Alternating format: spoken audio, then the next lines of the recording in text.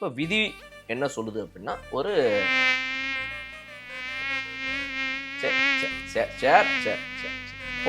கொந்தளிக்குது, ஒரே கோவம் வருது. இன்னும் இப்படி கலாய்க்கிறீங்க அப்படின்றது. விதியை பத்தி பேசினா விதி ரூல்ஸ்னா உடனே கோவம் வந்துடும். அவங்க காதிலே விசில ஊதி அனுப்புங்க.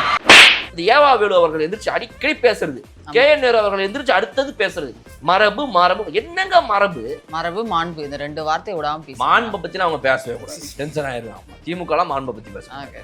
எந்திரிச்சு நாக்க துருத்திக்கிட்டு முதல் ரோ வரைக்கும் ஓடி வந்து இது பேருக்கு மாண்பா? சட்டமன்றத்துல ஊழல் அந்த மாதிரி ஏதாவது எடுத்துட்டோம்னா உடனே எந்திரிச்சு டான்ஸ் ஆட ஆரம்பிச்சிடும். ஏன்னா அந்த வார்த்தைக்கும் அவங்களுக்கும் சம்பந்தமே இல்லாத. இன்னொருத்தர் பரதநாட்டியம், இன்னொருத்தர் குச்சிப்புடி, இன்னொருத்தர் வந்துட்டு ஒடியால இருக்கிற ஆட்டத்தை ஆடுவார். எல்லாரும் ஆளுக்கு ஒரு ஆட்டத்தை ஆடிக்கொண்டு அப்படியே வெளிநடப்பு செஞ்சு போயிடுவாங்க வெளியே. வேறு எந்த லாட்டரி மறுமனுக்காக புது விமான நிலையத்தை நீங்கள் கொண்டு போவீர்கள் என்று நான் கேட்க முடியுமா? நான் கேட்கவா?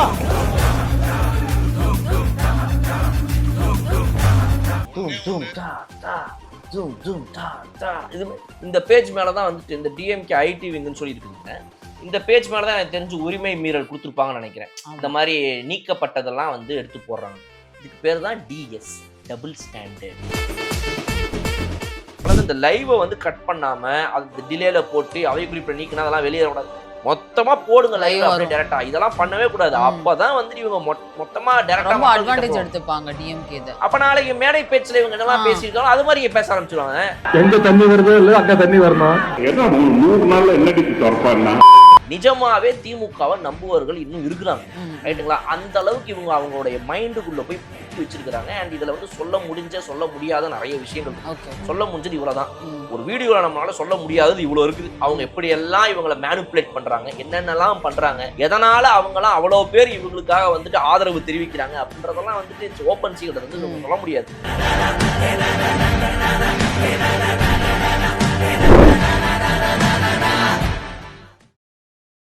கலர்கழை நேயர்களுக்கு வணக்கம். வணக்கம் சார். வணக்கம் போல் சார். இன்னைக்கு சட்டமன்றத்தில் நடந்த நிகழ்வுகள் பற்றி தான் ஸ்டார்ட் பண்ண போகிறோம். முக்கியமான ஒரு விஷயத்தில் ஸ்டார்ட் பண்ணிடலாம் சார். என்ன அப்படின்னா, கவன ஈர்ப்பு தீர்மானம்லாம் கொண்டு வந்தாங்க, அதை கடைசியில் பேசலாம் நம்ம. அதுக்கு முன்னாடி அறிவிப்புகள் பற்றி சபாநாயகர் ஒன்று சொன்னார். நீங்கள் வந்து இந்த மானிய கோரிக்கை பேசும்போது இந்த அறிவிப்புகள்லாம் ஒரு துறையிலேருந்து கொடுக்குறீங்க. நான் நிறைய நாள் பார்க்குறேன், அந்த அறிவிப்புகள்லாம் ஈவினிங் வருது. நீங்கள் காலையில் பேசுனது தான் நிறைய பேர் எடுத்து பார்க்குறாங்க, அதை நிறைய இடத்துல போதே தவிர அறிவிப்புகள் எவ்வளோ போகுதுன்னு பார்த்தா ரொம்ப ரொம்ப கம்மியாக போகுது. நாம் கூட பேசும்போது கடைசியில் அதை பற்றி சொல்கிறோம். அது மாதிரி அறிவிப்புகள் வந்து மக்களை சென்றடையணும், அதுதான் முக்கியமான நோக்கம். அதனால நீங்க என்ன பண்ணுங்கன்னா, மானிய கோரிக்கை ஸ்டார்ட் பண்ணி இவ்வளவு நிதி வேணும் எனக்குன்னு கோரிக்கை விடுறீங்கன்னா, அப்போ வந்து அறிவிப்புகளை சொல்லிடுங்க, அது சார்ந்த உறுப்பினர்கள் விவாதிக்கிறதுக்கு கரெக்டா இருக்கும் அப்படின்ற மாதிரி சொல்றாரு. உடனே DMK சைட்லேருந்து இல்லை நீங்க மாண்பை மாத்துறீங்க, மரபை மாத்துறீங்க, அப்படிலாம் கிடையாது. நீங்க தங்கம் தென்னரசு தான் முக்கியமா சொன்னார். எப்படின்னா, ஒரு படம் பாக்குறீங்க அப்படின்னா நீங்க கிளைமேக்ஸ் பாத்துருங்க, அதுக்கப்புறம் படம் ஃபுல்லா எப்படி இருக்க தான் போறீங்க பாருங்க, அதுக்கப்புறம் டைரக்டரை பத்தி பேசலாம், ஹீரோனை பத்தி பேசலாம் அப்படின்னு இருக்கிற மாதிரி இதெல்லாம் இருக்கு அப்படின்ற மாதிரி தங்கம் தென்னரசு சொன்னார். அதுக்கு உதயநிதி அவர்கள் வந்து அண்ணன் சொன்ன மாதிரி படம் பார்க்க சொல்லி அந்த எடுத்துக்காட்டா சொன்னாரு. படம் எப்படி நல்லா இருக்காது, அதனால நீங்க கிளைமேக்ஸை ஃபர்ஸ்ட் பாத்துருங்க, அதுக்கப்புறம் படத்தை ஃபுல்லா உட்காந்து பார்க்கலாம், இங்கதான் இருக்க போறீங்கல்ல அப்படின்ற மாதிரி சொல்ற மாதிரி இருக்கு. மக்களுக்கு இது எப்படி இருக்கும்னு எனக்கு தெரியல. அதனால இதுக்கு முன்னாடி எப்படி கடைபிடிச்சோ அதே மாதிரி கடைபிடிங்க அப்படின்ற மாதிரி சொல்லிட்டு உட்காந்துட்டார். அதுக்கு சமூக நீதித்துறை அமைச்சர் வன்னியரசு அவர்கள் வந்து சொன்னாரு, இப்பெல்லாம் வந்து கிளைமேக்ஸ் 2 இருக்கு, 2 கிளைமேக்ஸுமே மக்கள் விரும்பி பார்க்குறாங்க. ஃபர்ஸ்ட் ஹாஃப்ல ஒன்று, செகண்ட் ஹாஃப்ல ஒன்றுலாம் இருக்கு, 2 கிளைமேக்ஸும் மக்கள் விரும்பி பார்க்குறாங்க. நீங்க மாற்ற வேணும்னு சொல்றீங்க, ஆட்சி மாற்றத்தையும் நீங்க விரும்ப மாட்டேங்கிறீங்க, நடைமுறை மாற்றத்தையும் விரும்ப மாட்டீங்கன்னா என்ன அர்த்தம் அப்படின்ற மாதிரி அவர் ஒரு போடு போட்டு உக்காந்தாரு. இது ரொம்ப ஹைலைட்ஸா இருந்துச்சு. அது வன்னியரசு அவர்கள் வந்துட்டு ஒரு மாற்றத்தை நோக்கி நம்ம நகர்ந்துகிட்டு இருக்கிறோம், இப்போ வந்து 2 கிளைமேக்ஸ் இருக்குது அப்படின்ற மாதிரிலாம் அப்டேட்டடா பேசுறாரு. 2 கிளைமேக்ஸுங்கிறது இன்னைக்கு நேற்று கிடையாது. 12B படத்துல அந்த காலத்திலே வந்துருச்சு 2 கிளைமேக்ஸ். ஓகே, பஸ்ல ஏறினா ஒரு கிளைமேக்ஸ், ஏறலனா ஒரு கிளைமேக்ஸ்ங்கிற மாதிரிலாம் போயிடுச்சு. இவங்களை பார்த்தா ஒரு கிளைமேக்ஸ், இவங்களை பார்க்கணும் ஒரு கிளைமேக்ஸ்ங்கிறதா இருக்குது. ஸோ அதனால அவர் வந்து ஒரு மாதிரி திங்கிங் ஃபார்வர்டா இருக்குதுங்கிறத காட்டுறாரு வன்னியரசு. அதனாலதான் எதனால அந்த கூட்டணியை விட்டு தப்பிச்சு வந்தாரு அவங்கலாம் அப்படின்றது வந்து நமக்கு இன்னைக்கு ப்ரூவ் ஆகுதுன்னு வச்சுக்கோங்க. பட் இன்னுமே வந்து அவர் என்ன சொல்றாருன்னா, எப்படியும் படம் நல்லா இருக்க போறது இல்ல, கிளைமேக்ஸை வந்துட்டு நீங்க ஃபர்ஸ்டே காட்டி என்னன்னு கேட்கறாரு. அவர் வந்து எனக்கு தெரிஞ்சு அவர் நடிச்ச படங்களெல்லாம் பத்தி பேசிட்டு இருக்காருன்னு நினைக்கிறேன். எந்த படத்தை பத்தி பேசுறாருன்னு தெரியல அவரு, எனக்கு தெரியல. பட் நான் என்ன சொல்றேன், இவங்க வந்து ஒரு மரபுன்னு சொல்றாங்களா, அந்த மரபை ஃபாலோ பண்ணணுமா, ரூல்ஸை ஃபாலோ பண்ணணுமா? ரூல்ஸ் தான் சார் ஃபாலோ பண்ணணும். மரபுன்றது வந்துட்டு சரியாகவும் இருக்கும், தவறாகவும் இருக்கும். அதுக்காக அதை ஃபாலோ பண்ணி தான் அவனும் அவசியம் இல்லை. மரபு ஃபாலோ பண்ற சொல்றவங்க யாருன்னா இந்த ஓல்ட் ஸ்கூல் பீப்புள். அதாவது வந்துட்டு கன்வென்ஷனல் தாட்ஸ் உடையவங்களா இருப்பாங்க. இந்த விஷயங்கள்ல தான் திமுக இருக்கிற பிரச்சனையே என்ன அப்படின்னா, கிட்டத்தட்ட அந்த பாஜக சாயல் அப்படியே இருக்குதுன்னு சொல்றோம். இடதுசாரி சிந்தனைகள்னு சொல்றீங்க, இடதுசாரி கட்சிகளோட ஒன்றிணைந்து செயல்படுறோம், நாங்க லெஃப்ட் விங்குன்றீங்க. ஆனா இந்த மரபை ஃபாலோ பண்ணுன்றது ரைட் விங் ஐடியாலஜி. இது வலதுசாரி சிந்தனையாளர்கள் தான் எப்பவுமே ஒரு விஷயம் இருக்குன்னா அதை அப்படியே ஃபாலோ பண்ணுப்பா, அது ஒண்ணு இருக்குன்னா அதை அப்படியே கொடுப்பா, மாத்தக்கூடாது, புதுசா எதுவும் வரக்கூடாதுப்பா, அது அப்படியே. இது வந்து வலதுசாரி சிந்தனை. நீங்க ஏன் இப்படி இருக்கீங்கன்னு தான் கேட்கிறோம். புரியுது. இது இந்த மாதிரி இடங்கள்ல தான் நல்ல அந்த திமுக வெட்ட வெளிச்சமா டப்புன்னு மாட்டிக்கும் உடனே. சோ அப்போ ஏற்கனவே இருக்கிற ஒரு விஷயம் அது மரபாக கூட இருக்கலாம். கலாச்சாரமோ மரபு. உங்களுடைய திமுக கூட்டணியிலே தோறுகிறார் உங்க கமலஹாசன். அவரை கூப்பிட்டு கேட்டீங்கன்னா அழகா பாடம் எடுப்பாரு. இங்க ஆரம்பிச்சு இங்கிலாந்து, யூரோப்பு, இது எல்லா நாட்டு ஐஸ்லாண்ட்ல இருந்து அண்டார்டிகா வரைக்கும் போயிடுவார் இந்த கதையை எடுத்துட்டு. அவர் சொல்லுவார் உங்களுக்கு மரபு கலாச்சாரம் அப்படிங்கறதெல்லாம் என்ன. கலாச்சாரம் அப்படிங்கிறது வந்து ஒரு காலகட்டத்துல அந்த அந்த அன்னைக்கு அந்த வாழ்வியல் அந்த சூழ்நிலையில 1600 இருந்து ஒரு கலாச்சாரம், 1800 இருந்து ஒரு கலாச்சாரம், 1950 இண்டிபெண்டன்ஸ் எரால இருந்தது ஒரு கலாச்சாரம், இன்னைக்கு 2000 இருந்தது ஒரு கலாச்சாரம், 2025 இருந்தது ஒரு கலாச்சாரம். கலாச்சாரம் என்பது மாறிக்கொண்டே இருக்கும். அது வந்து மக்களுடைய தனிப்பட்ட ஒவ்வொருடைய வாழ்க்கையிலையும் இந்த பொது சமுதாயத்திலையும். அதே போலதான் விஷயங்கள் நீங்க ஃபாலோ பண்றது ஒரு பொலிட்டிக்கல் செனாரியோவா இருக்கலாம், இல்ல வந்து ஒரு ஜுடிஷியல் செனாரியோவா இருக்கலாம், இல்ல எதுவா எக்ஸிகியூட்டிவ்ஸ்ல இருக்கலாம். மரபுங்கிறது மாதிரி இப்ப மரபுங்கிறது மரபுபடி வந்துட்டு காசு எடுத்து வச்சு அதை ஒரு பேப்பர்ல சொருவி வச்சாதான் டாக்குமெண்டா வச்சு நாங்க வந்துட்டு இத்தனை நாளா வந்து எல்லாத்தையும் கொடுத்துட்டு இருந்தோம். இன்னைக்கு நாங்க அந்த மரபை மாத்த முடியாதுங்க, நாங்க லஞ்சம் வாங்கி தாங்க வேலை பார்ப்போம் அப்படின்னு ஒரு அதிகாரி சொல்றதை ஒத்துக்க முடியுமா? கண்டிப்பா ஒத்துக்க முடியாது. அதே மாதிரிதான் இந்த மரபுன்னு இவங்க இந்த திமுக எந்திரிச்சு சொல்றது என்ன அப்படின்னா, அன்னைக்கு திமுகவும் அதிமுகவும் எதிர்த்தாப்புல அப்புறம் திமுக எதிர்த்தாப்புல இப்படியே அவங்க உட்காந்து அரசியல் பண்ணிட்டு இருக்கும்போது ஒரு விஷயத்த ஃபாலோ பண்ணிட்டாங்க அப்படின்னா, அன்னைக்கு ஒரு அவங்களுடைய கட்சியில ஒரு பெரிய ஒரு மூத்தவர் ஒருத்தர் அவர் பண்றாருப்பா, கலைஞர் இப்படி பண்ணாரு, அண்ணா இப்படி பண்ணாரு, எம்ஜிஆர் இப்படி பண்ணாரு, அப்புறம் இந்த அம்மா இப்படி பண்ணாங்க, ரைட், இதெல்லாம் என்ன அதை அப்படியே ஃபாலோ பண்ணிடணும். அதாவது ரூல் புக்கில் தாங்க இருக்குது, நீங்க ஃபாலோ பண்ணணும். அதை ஃபாலோ பண்ணாம போனாதான் தவறு. அந்த ரூல் புக்ல இந்த அறிவிப்பை நீங்க முன்னாடியும் வச்சுக்கலாம் பின்னாடியும் வச்சுக்கலாம் அப்படின்னு சொல்லியிருந்தாலோ, இல்ல வந்து அந்த அறிவிப்பை இங்கதான் வைக்கணும் அங்கதான் வைக்கணும் எதுவுமே சொல்லாம இருந்தாலோ அதை எப்ப வேணா வச்சுக்கலாம். அதை தெரிஞ்சனாலதான் அங்க இருக்கிற சபாநாயகர், சட்டமன்றத்துடைய சபை உறுப்பினர், அவராக ஒரு எம்எல்ஏ, அதை தாண்டி அவர் வந்து ஒரு மூத்த உறுப்பினர், அதை தாண்டி ஜே.சி.டி. பிரபாகர் இன்னைக்கு வந்து இந்த அவை தலைவர். அவருக்கு தெரியாத அந்த சட்ட விதிகளா இல்ல உங்களுக்கு தெரியாத சட்ட விதிகளா? அப்ப விதிமீறல் நீங்க சொல்லுங்க. அதை விட்டுட்டு எப்ப பாரு இந்த மரபு இல்ல, இது மரபு இல்ல, இது இந்த ஏவா வேலு அவர்கள் எந்திரிச்சு அடிக்கடி பேசுறது, கே.என். நேரு அவர்கள் எந்திரிச்சு அடுத்தது பேசுறது மரபு. என்னங்க மரபு மாண்பு, இந்த ரெண்டு வார்த்தை விடாம பேச. மாண்பை பத்தி அவங்க பேசவே கூடாது, டென்ஷன் ஆயிருவேன். ஆமா, திமுக எல்லாம் மாண்பை பத்தி பேசுறாங்க. எந்திரிச்சு நாக்க துருத்திக்கிட்டு ரோ வரைக்கும் ஓடி வந்து இது பேருக்கு மாண்பா? சார், அதுக்கப்புறமா வந்து கவன ஈர்ப்பு தீர்மானம், சிறப்பு கவன ஈர்ப்பு தீர்மானம் வந்து கொண்டு வரணும் அப்படின்னு சொல்லிட்டு முன்னாடியே எதிர்கட்சிகள்லாம் கேட்டிருக்காங்க. பட் ஆனா அந்த கேள்வி நேபாள் மேட்டர் தான் கேள்வி நேரம் வந்து முதல் முறையாக தாவேக்கா அரசு வந்தபடி கழிச்சு கேள்வி நேரம் 5 துறைகளில் இருக்க எல்லா மினிஸ்டர்ஸுமே கேள்விக்கு அது பதிலாம் சொன்னாங்க. அதெல்லாம் எல்லாருமே பார்த்துருப்பாங்க. சிறப்பு கவன ஈர்ப்பு தீர்மானம் கொண்டு வரும்போது ராஜ்பவனில் இருக்கிற டீட்டெயில்ஸ் வந்து நான் சொல்லிடுறேன் ஃபர்ஸ்ட், அதுக்கப்புறம் அவங்க பேசலாம்.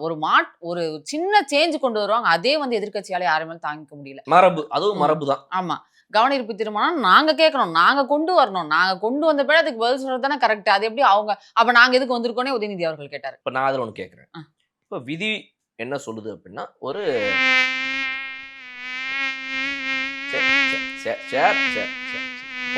கொந்தளிக்குது, ஒரே கோவம் வருது, இன்னும் இப்படி கலாய்க்கிறீங்க அப்படின்றது. விதியை பத்தி பேசினா விதி ரூல்ஸ்னா உடனே கோவம் வந்துடும். ரைட்டு. இப்போ என்னன்னா, இப்போ ஒரு விதி புக்ல என்ன சொல்லுது, ரூல்ஸ் புக்ல அப்படின்னா, இந்த ஒரு விதியின் கீழ் ஒரு கவன ஈர்ப்பு தீர்மானம் கொண்டு வரலாம்.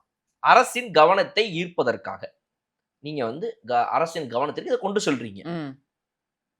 ஆமா, எங்கேயாவது இந்த புக்ல ஒரு அரசுக்கு எதிர்கட்சி கவன ஈர்ப்பு கொண்டு வராமல் அதை பத்தி அரசு பேசவே கூடாதுன்னு ஏதாவது விதி போட்டிருக்குதா?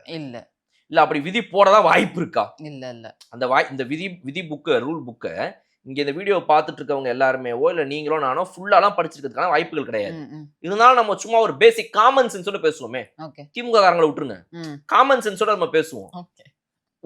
ஏதாவது ஒரு புக்ல ஒரு எதிர்கட்சிகள் யாராவது ஒருத்தங்க கவன ஈர்ப்புன்னு ஒரு விஷயத்தை கொண்டு வராம அரசாக எதையுமே பத்தி பேசக்கூடாது, ஒரு நாட்டில் நடக்கிற பிரச்சனையை பத்தி அவங்க பேசிடவே கூடாதுன்னு சொல்ல முடியுமா? முடியாது. அதுக்கான எக்ஸாம்பிள் அவரே சொன்னாரு, ஜே.சி.டி. பிரபாகர் அவரே சொன்னாரு.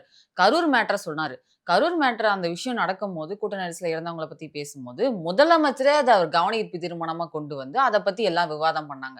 அது ஆளுங்கட்சியில இருக்க முதலமைச்சர் எழுந்து பேசினார். அப்படி ஆளுங்கட்சியில இருக்க ராஜ்மோகன் அவர்கள் எழுந்து பேசல, என்ன தப்பு இருக்கு? அப்போ இங்க இப்ப நான் இப்ப இந்த அரசுங்கிறது எங்கெங்க இருக்குது? நீ இருடிங்க அரசு எங்கெங்க இருக்குது? எங்க இருக்குது? எந்த நாட்டுல இருக்குது? எல்லா நாட்டிலும் தான் சார் இருக்கு. கொளுத்த போறேன் இன்னைக்கு. அரசு தமிழ்நாட்டுல அரசு இருக்கா? தமிழக அரசு தானே. தமிழக அரசு. அப்ப தமிழ்நாடு அரசு தமிழ்நாட்டுல தானே இருக்குது. அப்படியே இவங்க தமிழ்நாட்டிலேயே இல்லைனாலும் கூட இந்த மந்திரிகள்லாம் இவங்கெல்லாம் வந்துட்டு வேற ஒரு நாட்டுல இருந்தாலும் கூட இந்த நாட்டுல இப்படி இங்க நடக்குதுங்கிறது அவங்களுக்கு தெரிய வருமா வராதா? கண்டிப்பா தெரிய வரும். ரைட்டுல. இப்ப அவங்கள பத்தி பேசலாமா கூடாதா? பேசலாம். அவங்க தான் டேட்டாஸ் எல்லாம் தெரியும், யாரெல்லாம் உயிரோட அப்ப என்னது? அதத்தான் அவைத்தலைவர் கேட்கிறாரு. அது என்னங்க அது? அப்ப உங்களுக்கு என்னன்னா, நாங்கள் இதை பத்தி கேட்டோம், இதை இந்த அரசு பதில் சொல்லணும். நேபாளுக்கு போச்சா, இது பண்ண போகுதா, என்ன பண்ண போகுது, இந்த அரசனுடைய முடிவு என்ன அப்படின்னு எதிர்கட்சி தலைவர் எல்லாத்தையும் கேட்டதுக்கு அப்புறமா அதற்கு பதில் கூறும் வகையில் அப்படின்னு அவை குறிப்பிட்ட நாளைக்கு வரணும். இதுக்காகத்தான் இப்ப நீங்க போராடுறீங்களா? இல்ல உங்களுக்கு மக்களுக்கு நல்லது நடக்கணுமா, இல்ல நாங்க கேட்டுதான் இவங்க பதில் சொன்னாங்கன்றது உங்களுக்கு முக்கியமா அப்படின்னு அவை தலைவர் அத்தனை கேட்கிறாரு. இல்லங்க நீங்க என்னங்க நீங்க எல்லாத்தையும் மாத்துறீங்க, நீங்க அவை அதெல்லாம் கிடையாதுங்க, அது அப்படி கிடையாதுங்க, அது அப்படி எந்திரிச்சு அத்தனை பேர் கூச்சிடுறாங்க. பேசவே இல்ல. கடைசி வரையும் அவர் சொல்லிட்டாரு, ஓகே அது பரிசீலனை பண்ணி அவங்களே முதல்ல பேச சொல்லிருங்கன்னு அவர் சொல்லிட்டு உட்காந்துட்டாரு. மொத்தம் சொல்லணும் அப்படின்னா தாவேக்கால இருக்கிற அமைச்சர்கள், அப்புறம் காங்கிரஸ் அமைச்சர், இவங்க எல்லாருமே மொத்தமா எல்லாரும் சேர்ந்து இந்த 34 அமைச்சர்களும் வந்துட்டு வெளியூர்ல இருந்து, அதாவது வெளிநாட்டுல இருந்து, வெளி கண்டத்துல இருந்து, வேறொரு கண்டத்துல இருந்து இன்னைக்கு காலையில கிளம்பி வந்திருக்கிறாங்க. அவங்களுக்கு ரேடியோ சேட்டலைட்ல இருந்து, டிவியில இருந்து, போன்ல இருந்து எதுவுமே கிடையாது. அவங்களுக்கு இந்த செய்திகள் எதுவும் தெரியாது, நாட்டுல என்ன நடக்குதுன்னு தெரியாது. நீங்க வந்து நேபாளத்துல இந்த மாதிரி ஒரு விஷயம் நடந்திருக்குது, இந்த நேபாளத்தில் நடந்த இந்த ஒரு விஷயத்திற்கு இவர்கள் பதில் சொல்வார்களா, இந்த மாதிரி நடந்திருக்கிறது, இதற்கு என்ன நடக்க போகிறார்கள், இந்த தமிழக அரசு என்ன முடிவெடுக்க போகிறது, இந்த விழுதுல இப்படி நீங்க கேட்ட பேச அப்புறம் நேபாளத்தில் நடந்திருக்காப்பா, கிடையாது நேபாளம் என்ன நடந்துச்சுன்னு பார்த்துட்டு அதுக்கப்புறம் நேபாளத்தில் இது போல நடந்ததாக அவைத்தலைவரின் வாயிலாக நாங்கள் இவர்கள் சொல்லி கேட்டுக்கொண்டோம். மிகவும் வருத்தத்திற்குரிய ஒரு விஷயம், இப்படி நடந்தது என்று எங்களுக்கு தெரியவே தெரியாது, இதோ ஒரு 5 நிமிடம் கொடுங்கள் நாங்கள் பார்த்துட்டு, இப்படி எப்பதான் சொல்ல முடியும்? என்னங்க இது? இந்த மரபுனா ஏதாவது ஒரு கொஞ்சமாவது இது ஆக்சுவலி டைம் வேஸ்ட் மாதிரி பார்க்கப்படுது இல்ல சார். இவர் பதில் சொல்லிடுவாரு, இவ எல்லாரும் சொல்லிடுவாரு, டேட்டாஸ்லாம் எல்லாம் பண்ணிருக்கோம், இதெல்லாம் பண்ணிருக்கோம், இதெல்லாம் பண்ணிருக்கோம், இது தவிர்த்து ஏதாவது இருந்தா கேட்கலான்றது மரபுங்க. மரபு என்னன்னா, ஆளுங்கட்சி எதுவுமே செய்யல, ஆளுங்கட்சிக்கு எதுவும் தெரியாது, கவன ஈர்ப்பு தீர்மானம் நாங்க கவனத்துக்கு கொண்டு வரோம். இது வந்து இந்த சட்டசபை ஆரம்பித்தப்பயே முதல் வாரத்திலேயே இந்த பிரச்சனை நடந்துச்சு. அந்த டைம்ல இதே மாதிரி ஒரு இஷ்யூ இருந்துச்சு. அந்த இவங்க இந்த பசங்க வந்து போலீஸ் கஸ்டடியில இறந்து போனதுன்னு நினைக்கிறேன். அது மாதிரி ஏதோ ஒரு விஷயம். அது இல்ல, ஆரம்பத்துல சொல்றேன் நான், இன்னொரு 2-3 மாசத்துக்கு முன்னாடி சொல்றேன், அந்த மே மாசத்துல வந்த அந்த இதுல சொல்றேன். ஸோ அப்போ பார்த்தீங்கன்னா இவங்க எதையோ ஒன்று சொல்ல வராங்க, அதை பத்தி இவங்க ஏற்கனவே நாங்கள் பார்த்துட்டோம், இப்படிதான் இருக்குதுன்ற சொல்லுவோம். அப்பவும் இவங்களுக்கு இப்படிதான் கொந்தளிச்சாங்க. பட் ஆனால் அவங்க பேசிட்டாங்க அமைச்சர்கள் அன்னைக்கு. ஸோ இப்போ உங்களுக்கு என்னன்னா, இவங்கெல்லாம் இந்த எதிர்கட்சிகள்லாம் சேர்ந்து இவங்க கொண்டு வந்து சொல்றனாலதான் இவங்களுக்கு தெரிய வந்து அப்புறம் தான் அவங்க பதில் சொல்றாங்கன்ற அந்த ஒரு விஷயத்துக்காகத்தான் இப்போ இவ்வளவு கூப்பாடு. அது எப்படி, அது எப்படி, அது எப்படி, எப்படி நாங்க வந்து இந்த மாதிரி நடந்திருக்குங்கிறத சொல்ல நினைக்கிறோம், வேற ஒண்ணும் கிடையாது, நாங்க அரச குறையெல்லாம் சொல்லல அப்படின்னு. நீங்க சொல்லாமே அவங்களுக்கு நடந்தது தெரியுங்க. இது என்னங்க இது, நீங்க சொல்லாம அப்படி பேசக்கூடாது எங்கங்க எழுதி இருக்குது? அப்ப ஏன் கரூர்ல நீங்க பேசிங்க கேட்டா அதுக்கு ஒண்ணு எந்திரிச்சு அதை நீங்க வந்து சுட்டி காட்டியிருந்தீங்க. அது சரியான ஒரு உதாரணமாக இருக்காது. ஏன்னா அன்றைக்கு முதலமைச்சர் உள்ளே இருந்தார், முதலமைச்சர் அதை பத்தி பேசினார். இப்ப வந்து முன்னாள் முதலமைச்சரும் இல்ல, தனி செயலாளரும் இல்ல, யாரும் இல்ல, முதலமைச்சரும் இல்ல. இப்போ வந்து முதலமைச்சர் இல்ல, முதலமைச்சருடைய சீஃப் செக்ரட்டரியும் இங்க இல்ல. அதனால வந்து நீங்க என்ன எனக்கு புரியல, ஏதாவது இதுல பேசி முடிச்சுட்டு நம்ம இப்ப தான் எல்லாத்தையும் தெரிஞ்ச மாதிரி வந்துட்டு ஒண்ணுமே தெரியல உங்களுக்கு அப்படின்னு சொல்லி ஒரு கூப்பாடு, சிரிப்பு வேற சிரிப்பு வச்சுக்கிறது சந்தோஷமா. சேப்பாக்கத்துல ஜெயிச்சதுல இந்த பேச்சு, சேப்பாக்கம் பக்கமே போலையா சார், இன்னும் என்னன்னு தெரியல. இதுல வந்துட்டு எந்திரிச்சுட்டு கொஞ்சம் கூட இதுவே இல்லாம உடனே வந்துட்டு இந்த முதலமைச்சர் என்னைக்கு போனாரு ஜெயிச்ச தொகுதிக்கு, நாங்க போய்கிட்டு இருக்கிறோம், தோத்து போனாலும் கூட எங்கள் தொகுதிகளுக்கு நாங்கள் சென்று பார்த்து கொண்டு வந்திருக்கிறோம். எத்தனை திமுக எம்எல்ஏக்கள் 59 பேர்ல எத்தனை பேர் அவங்க தொகுதிக்கு போயிட்டு, ஸ்டாலின் அவர்கள் குளத்தூர்ல போயிட்டு அழுதுட்டு வந்தாருங்கிறதுக்காக 58 தொகுதிகளுக்கு போயிட்டு தான் வந்துட்டு இருக்காங்க, நாங்க ஒத்துக்கணுமா? ஒத்துக்க முடியாது. இவரே போகல, அதான் உதயநிதி அவர்களே போல, இதுல எந்திரிச்சு முதலமைச்சர் போனாரா அப்படின்ட்டு ஒரு கேள்வி வேற.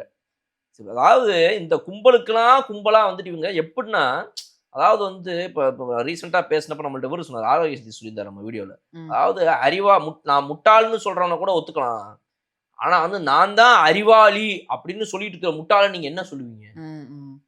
தனக்கு எல்லாமே தெரியும்னு நினைக்கிற ஒரு அரசியல் கட்சி, தன்னை மீறியது எதுவுமே ஒரு சக்தியே இல்லை இந்த நாட்டுல நினைக்கிறவங்க, அவங்க சொல்றதுதான் பெஸ்ட், இவங்களை போல ஒரு முற்போக்கு சிந்தனையாளர்கள் யாருமே கிடையாது, மக்களுக்காக யோசிக்கிற இது போல ஒரு அரசியல் கட்சியே கிடையாது அப்படின்னு முட்டு கொடுக்கறதுக்கு கீழே அடிமட்டத்துல ஒரு 200 ரூபா ஊப்பிங்க. எல்லாத்தையும் மீறி இவங்க கொண்டு வந்த திட்டங்களை பத்தி பேசுவாங்க, இவங்க பண்ண திருட்டுங்களை பத்தி பேசவே மாட்டாங்க. அப்படி ஏதாவது சட்டமன்றத்துல ஊழல் அந்த மாதிரி ஏதாவது எடுத்துட்டோம்னா உடனே எந்திருவாங்க, எந்திரிச்சு டான்ஸ் ஆட ஆரம்பிச்சிடும். ஏன்னா அந்த வார்த்தைக்கும் அவங்களுக்கும் சம்பந்தமே இல்லாத ஒருத்தர் மாதிரி கதக், பண்ணுவாங்க. இன்னொருத்தர் பரதநாட்டியம், இன்னொருத்தர் குச்சிப்புடி, இன்னொருத்தர் வந்துட்டு ஒடியால இருக்கிற ஆட்டத்தை ஆடுவார். எல்லாரும் ஆளுக்கு ஒரு ஆட்டத்தை ஆடிக்கொண்டு அப்படியே வெளிநடப்பு செஞ்சு போயிடுவாங்க வெளியே. ஆமா. இது கீழே இருக்கிற முட்டு கொடுக்குற கும்பலுங்களா அதை பத்தி வாய் பேசுமா அப்படின்னா வந்துட்டு பேசவே பேசாதுங்க. அதாவது இல்லைங்க இந்த மாதிரி வந்துட்டு சொல்றாங்க G2 மாப்பிள்ளைன்னு சொன்னாங்களேங்க அப்படின்னு சொன்னா பதிலுக்கு வந்துட்டு இது எடுத்துட்டு வராங்க, லாட்டரி. நீங்க எல்லாத்து லாட்ரி இல்ல G2க்கு உங்களுக்கு என்ன அவர் லாட்ரினே வச்சுக்கோங்க. ஆமாங்க அவர் லாட்ரி தான், ஆமா. அவர் லாட்ரி பிசினஸ் பண்ணவருடைய பொண்ணை கல்யாணம் பண்ண அந்த வீட்டு மாப்பிள்ளை தான். அவருக்கு 650 கோடி சொத்து இருக்குதுன்னு டிக்ளேர் பண்ணியிருக்காரு. 10,000 ரூபாய் கையிருப்பு பணம்னு நீங்க டிக்ளேர் பண்ணிருக்கீங்களா? உங்ககிட்ட காரு பைக்கே இல்லைன்னு டிக்ளேர் பண்ணிருக்கீங்களா? TS50 இருக்குதா உங்ககிட்ட இல்லன்றீங்களே உங்க தலைவர்கிட்ட? அதுக்கு பதில் சொல்லணும், அதை பத்தியே பேச மாட்டாங்க. ஆமா. ஓ வந்துட்டாங்கப்பா, ஓ இவங்க கட்சியில இருக்கிறவங்க எல்லாம் அவை முன்னவர்ல இருந்து ஐயா விட்டுருங்க, உங்க ஒரு பதில் சொல்லிட்டா அடுத்த கேள்வி கேளுங்க. பதிலே சொல்றது இல்ல. ஆனவனா எந்திரிச்சு நின்னுக்க வேண்டியது, நாக்க துருத்திட்டு முன்னாடி வந்திருக்க வேண்டியது, கத்த வேண்டியது, பதில் மட்டும் சொல்ல மாட்டாங்க. உங்களை கூட விடுங்க, இவங்க கீழே கத்துறானுங்களே, நான் கீழே இந்த ஊப்பிங்களா சொல்றேன், இந்த வீடியோல கத்திட்டு இருக்கானுங்களே, கிளக்கிளக்கிளக்கிளக்கிளு கத்திட்டு இருக்காங்களே, வீடியோ எடுத்து போடுறாங்களே, ஜென்ஜின்னு சொல்லிட்டு டோப்பா முடியெல்லாம் வச்சுக்கிட்டு வந்து பேசிட்டு இருக்கானுங்களே, அவனுங்களா பேசவே மாட்டேங்கிறாங்க. அவங்களுக்கு எது கம்ஃபர்ட்டா இருக்கோ அப்படியே அப்ஸ்காண்ட் ஆகி போயிடுது. பாப்போம் அடுத்த வீடியோல. அதுக்கப்புறம் ராஜ்மோகன் அவர்கள் வந்து இவங்க என்னென்ன கேள்வி கேட்டாங்களோ அதுக்கெல்லாம் பதில் சொல்லி டேட்டாவா பதில் சொல்லிட்டாரு. ஆமா இல்லங்க நீங்க சொன்னதை விட நான் அப்டேட்டடே சொல்றேன். ஆமா. நீங்க வந்து ஏதோ 50 பேர் ஏதோ நீங்க 100கணக்கான பேர் அரசே சொல்லுது. ஆமா. 50 இல்லங்க 100கணக்கான பேர் இதுல பிரச்சனையில இருக்கிறாங்க. அதான் நாங்க எல்லாத்தையுமே வந்து சேவ் பண்ணி இது பண்ணிக்கிட்டு இருக்கோம். இதுதான் டேட்டா. இதோட பெட்டரான கேள்வி யாராவது கேட்டிருக்கலாம்ல சொல்லி முடிச்ச பின்னாடி. ஆனா அதெல்லாம் கேட்கல. நாங்க சொன்னதுக்கு அப்புறம் தான் அரசு கவனத்துக்கு போவோம். நேபாள் இப்படி நடந்தது, உடனே அமைச்சர்களும் நேபாள் இப்படி ஆயிடுச்சா அப்படி அப்புறம் தான் ரியாக்டே பண்ணணும். அதுக்கப்புறம் தான் உதயநிதி அவர்கள் சொன்னாங்க, சார் இந்த 5 துறை எல்லாம் கேள்வி எல்லாம் பதில் சொன்னாங்க, ஆனா நோட் செய்யறதுக்கு வந்து துறை செயலாளர்கள் இல்லை, அதுல என்னன்னு கொஞ்சம் வந்து உட்கார சொல்லுங்க, அவங்களாம் நோட்ஸ் எடுக்கணும் அப்படின்ற மாதிரி சொன்னாங்க. உடனே ஆதவத்தினால லைவ்ன்றது இப்பதான் போகுது, வார் ரூம்னு ஒன்று கிரியேட் பண்ணியிருக்கோம், வார் ரூம்ல எல்லா தனி செயலாளர்லாம் உட்காந்துருக்காங்க அப்படின்ற மாதிரி சொன்னாரு.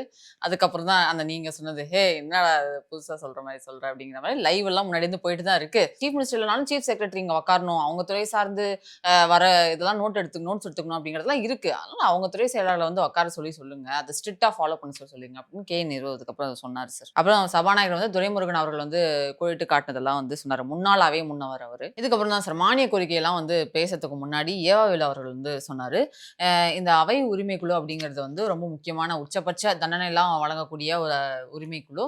நான் வந்து ஆல்ரெடி 2 உரிமை மீறல் பண்ணியிருக்காங்க அப்படின்னு சொல்லிட்டு உங்களுக்கு கடிதம் சொல்லியிருந்தேன், விதியெல்லாம் படிச்சு காமிச்சார். இந்த இதுல 225 ஒரு விதியெல்லாம் இருக்கு அப்படின்னு சொன்னாரு. அவை குறிப்புல இருந்து நீக்கப்பட்டது அப்படிங்கிற விஷயம் எல்லாம் வந்து பிரிண்ட்லாம் நான் பார்த்துட்டு தான் இருக்கேன், அவங்களாம் எந்த இதுவுமே வெளியிடுறது கிடையாது, எதுவும் பண்றது. ஆனா சோசியல் மீடியால போயிட்டே இருக்கு, எல்லா எடுத்து போட்டுட்டே இருக்காங்க. சோசியல் மீடியால என்ன போடுறாங்களா, ஏதோ அவை குறிப்புல இருந்து நீக்கப்படுறது எல்லாமே எடுத்து சோசியல் மீடியால போட்டு விட்டுறாங்க. அவை குறிப்புல நீக்கிறதுனா என்ன மாதிரி விஷயங்கள் சும்மா உதாரணத்துக்கு சொல்லுங்க. அதான் சார் அந்த G2 மாப்பிள்ளை, இதுக்கு முன்னாடி CTR அவர் வந்து இவர் சொன்னது, CTR வந்து உதயநிதி அவர்கள் சொன்னது, அந்த மாதிரி விஷயம். இந்த விஷயம் அவை குறிப்பில் நீக்கப்பட்டது, இதெல்லாம் வந்து சோசியல் மீடியால கொண்ட சோசியல் பீடா இதெல்லாம் வந்துருது. ஆமா. அதனால வந்து அதெல்லாம் எப்படி வரலாம், அது வந்து ரெண்டு தடவை வந்து உரிமை மீறல், அதான் என்ன விஷயம் தெரியல, உரிமை மீறல் நடந்திருக்குது. Okay right. நீங்க சொன்னாலே கேட்க மாட்டேங்கிறாங்க, அப்ப யார் சொன்னா கேட்பாங்க அப்படின்னு அந்த 2ல ஒன்னு இதுவா இருக்குமோ. இது சொன்னார்கள், நாங்க ஒரு கேள்வி கேட்டா அது திசை திருப்புற மாதிரி மடைமாற்ற மாதிரி இந்த அவை நடவடிக்கை எடுத்துட்டு போறீங்கன்னு பேரவைத் தலைவர் பொதுவாக மற்றவர்கள் பேசும்போதுதான் எங்களுடைய உறுப்பினர் ஒண்ணு G2 மாப்பிள்ளைக்காக இருக்கட்டும், இல்லன்னா அதுல கருப்பு பணத்தை கொண்டு போய் இதுவா இருக்குமோங்க. DMK ITVன்னு ஒரு பேஜ் அததான் போட்டுருக்காங்க. இதெல்லாம் கட்சியோட ITVங்க. ஒண்ணு G2 மாப்பிள்ளைக்காக இருக்கட்டும், இல்லன்னா அதுல கருப்பு பணத்தை கொண்டு போய் முதலீடு செய்தவர்களா இருக்கட்டும், வேற யாருக்காகவும் இருக்காது. மாண்புமிகு தங்கம் தென்னரசு அவர்கள், மாண்புமிகு சட்டத்துறை அமைச்சர் இந்த அளவிலே தன்னுடைய பதிலை விவாதத்தை கொண்டு போக விரும்புவார் என்றால் I can also pay you in the same currency. G2 மாப்பிள்ளை என்று நீங்கள் சொல்வீர் என்று சொன்னால் வேறு எந்த லாட்டரி மருமனுக்காக புது விமான நிலையத்தை நீங்கள் கொண்டு போவீர் என்று நான் கேட்க முடியுமா? நான் கேட்கவா?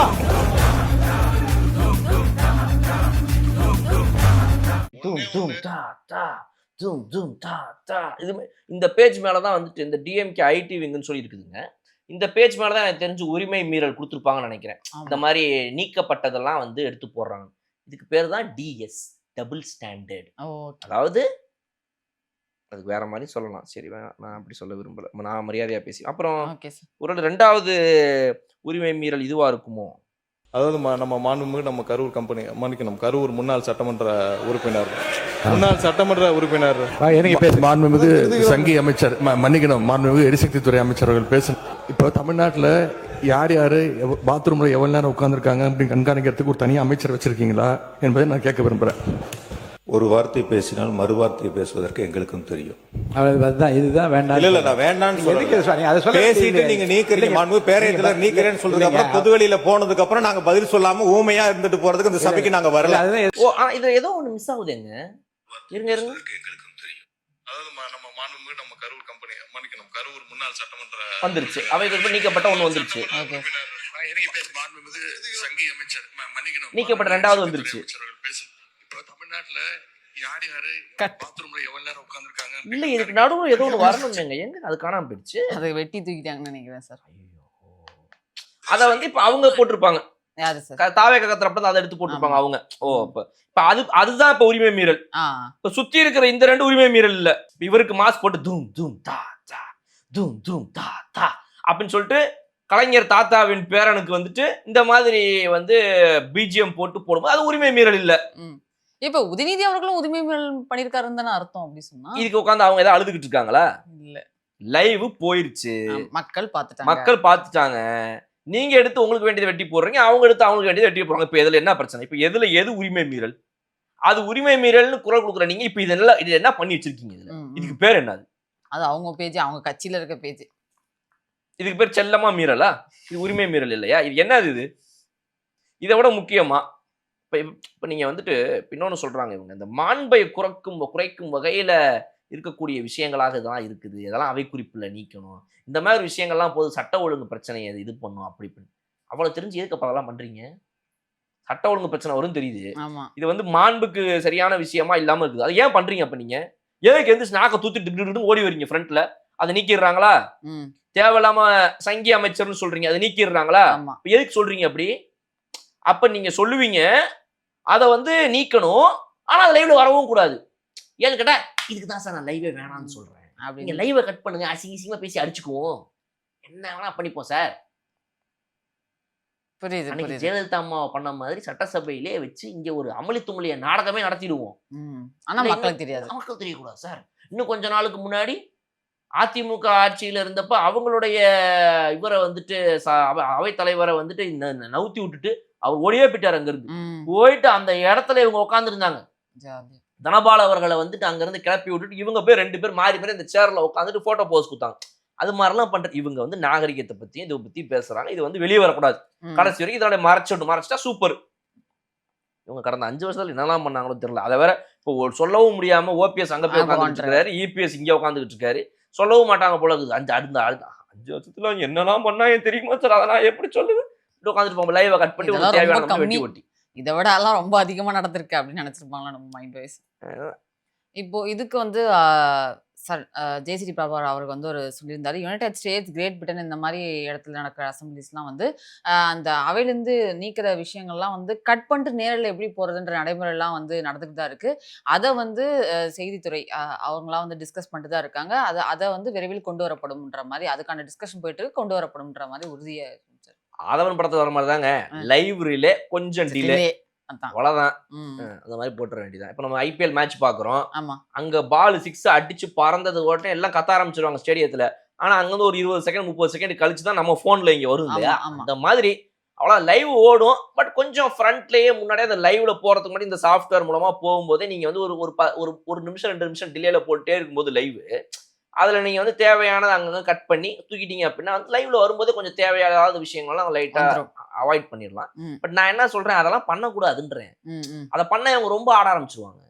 அப்ப அவை குறிப்பில் இதெல்லாம் வராது, லைவ்லயும் வராது, இப்ப பேசுறா அப்படின்னு சொல்லிட்டு தேவையில்லாம பேச ஆரம்பிச்சிருவாங்க. இவ்வளவு லைவ்ல போகும்போதே கண்ட்ரோல மீறி போய்கிட்டு இருக்குது. அதுவும் டிஎம்கேவும் டிவிகேவும் இன்னைக்கு வந்து 2 துருவங்களா அடி பொழந்துட்டு இருக்கிறாங்க. 2-3 நாளா தான் சார் ரீசன்ட்டா ஓவரா போயிட்டு இருக்குது, நாளுக்கு நாள். நான் சொல்றேன், ஏற்கனவே நம்ம வீடியோலயே சொன்னேன், இது இன்னும் கொஞ்ச நாள்ல நீங்க பாருங்க, இதை விட பெரிய பிரச்சனை எல்லாம் வரப்போகுது இதுல. இந்த அவையில எதெல்லாம் பேசவே கூடாதுன்னு நம்ம நினைச்சிட்டு இருக்கிறோமோ அதெல்லாம் பேச போறாங்க. பர்சனல் லைஃபை பத்தி எடுக்க போறாங்க. அந்த இப்ப இது வந்து சங்கி பாத்ரூம்னு போற வரைக்கும் கரூர் கம்பெனி வரைக்கும் போயிடுச்சு. நாளைக்கு இது பர்சனல் லைஃப்ல இருக்கிற கேரக்டர்ஸோட பேரை இழுத்து வராதுன்றது என்ன ஒரு நிச்சயம் இருக்குது? கண்டிப்பா அந்த டர்ட்டி பாலிடிக்ஸை டிஎம்கே தாராளமா எடுத்து பண்ணிட்டு உரிமை மீறல்னு சொல்லி லெட்டர் எழுதி கொடுத்துருவீங்க. இதை பண்ணதான் போறாங்க. ஸோ அதனால அதெல்லாம் எப்படி தடுக்க போறாங்க நிறுத்த போறாங்கன்னு எனக்கு தெரியல. அதனால இந்த லைவை வந்து கட் பண்ணாம அது டிலேல போட்டு அவை குறிப்பிட்ட நீக்கினா அதெல்லாம் வெளியேறக்கூடாது. மொத்தமா போடுங்க லைவ் அப்படியே டைரக்டா. இதெல்லாம் பண்ணவே கூடாது. அப்பதான் வந்து இவங்க மொத்தமா டைரக்டா அட்வான்டேஜ் எடுத்துப்பாங்க டிஎம்கே. அப்ப நாளைக்கு மேடை பேச்சுல இவங்க என்னெல்லாம் பேசியிருக்காங்க அது மாதிரி பேச ஆரம்பிச்சிருவாங்க. காவேரிக்கு தண்ணி திறந்து விடுறதுக்கு போய் பேச போனவர் கேவலமா பேசிட்டு வரலையாங்க. இல்ல இன்னைக்கு போய் சந்திரசேகர் அவர்கள் அவங்களுடைய கட்சியுடைய இவரு எதிர்கட்சி தலைவர் உட்காந்துக்கிட்டு இருக்கும் போதே வந்துட்டு அழகா ஜாலியா உட்காந்து கேவலமா பேசிட்டு இருக்காரு. அதுக்கு இவர் சிரிக்கிறாரு. இதெல்லாம் பண்ணலையா? அது நாளைக்கு வந்து சட்டசபையில பண்ணுவாங்க.